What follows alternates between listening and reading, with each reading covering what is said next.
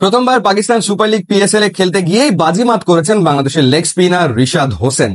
লাহোর কালান্দার্সকে চ্যাম্পিয়ন করতে তিনি বড় ভূমিকা রেখেছেন। 7 ম্যাচে উইকেট নিয়েছেন 13টা এবং তিনি রেকর্ড ভেঙেছেন, অর্থাৎ মুস্তাফিজ, মাহমুদুল্লাহ রিয়াদ, সাকিব আল হাসানের রেকর্ড ভেঙে পাকিস্তান সুপার লিগের ইতিহাসে বাংলাদেশি বোলারদের ভেতরে সবচেয়ে বেশি উইকেট নেওয়া বোলার এখন রিশাদ হোসেন। মূলত তার উত্থানটা শুরু হয় আসলে 2024 টি-20 বিশ্বকাপে দুর্দান্ত পারফর্ম করার মধ্য দিয়ে। সেই আমেরিকা ওয়েস্ট ইন্ডিজের বিশ্বকাপে 7 ম্যাচ খেলেছিলেন রিশাদ হোসেন এবং 7 ম্যাচে তিনি নিয়েছিলেন 14 উইকেট। সো বিশ্বকাপে 7 ম্যাচে 14 উইকেট, পাকিস্তান সুপার লিগে 7 ম্যাচে 13 উইকেট।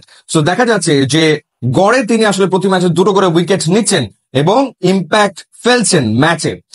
এবং সেই ধারাবাহিকতায় আরো একবার বিগ ব্যাশের দল হোবার্ট হারিকেন্স, যারা সবশেষ আসরে রিশাদ হোসেনকে দলভুক্ত করেছিল ঠিকই, কিন্তু রিশাদের খেলা হয়ে ওঠেনি দুটো কারণে। একটা হচ্ছে যে বিগ ব্যাশের সাথে বাংলাদেশ প্রিমিয়ার লিগ বিপিএল এর টাইম ক্ল্যাশ করেছিল এবং একই সাথে বিসিবি থেকে এনওসিটা তিনি পাননি, সে কারণে বিগ ব্যাশে তার খেলা হয়নি।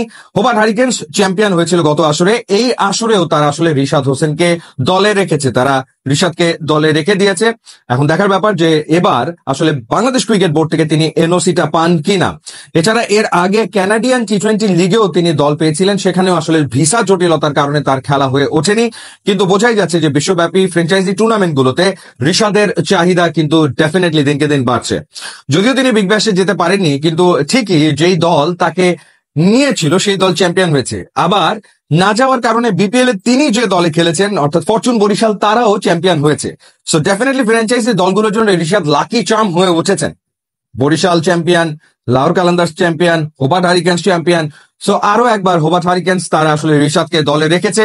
সো দেখা যাক কেমন করেন তিনি। তবে এই যে এক্সপেরিয়েন্স তিনি গ্যাদার করবেন বা করা শুরু করেছেন, সেটা ডেফিনেটলি ইন্টারন্যাশনাল ক্যারিয়ারে তাকে অনেক দূর এগিয়ে নিয়ে যাবে, কোনো সন্দেহ আসলে নেই। হাতুরু সিং এর অনেক খারাপ দিক ছিল, কিছু ভালো দিকও তো থাকে মানুষের।